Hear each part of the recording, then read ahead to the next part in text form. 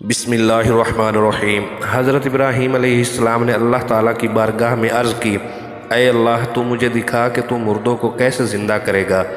اللہ تعالیٰ نے فرمایا، اے خلیل علیہ السلام کیا تجھے یقین نہیں ہے؟ حضرت ابراہیم علیہ السلام نے عرض کی، اے اللہ یقین تو ہے مگر میرا دل مطمئن ہو جائے گا۔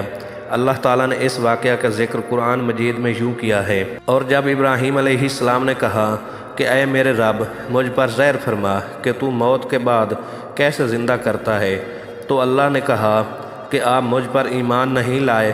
تو حضرت ابراہیم علیہ السلام نے کہا، ہاں لیکن میں اپنے دل کا اطمینان چاہتا ہوں۔ تو اللہ نے کہا کہ 4 پرندے لیں، پھر انہیں اپنی طرف مانوس کر لیں، پھر ذبح کر کے ہر پہاڑ پر ان کا ایک ایک ٹکڑا رکھ دیں، پھر انہیں اپنی طرف بلائیں تو وہ تمہاری طرف دوڑتے ہوئے آئیں گے، اور جان لو کہ بے شک اللہ غالب حکمت والا ہے۔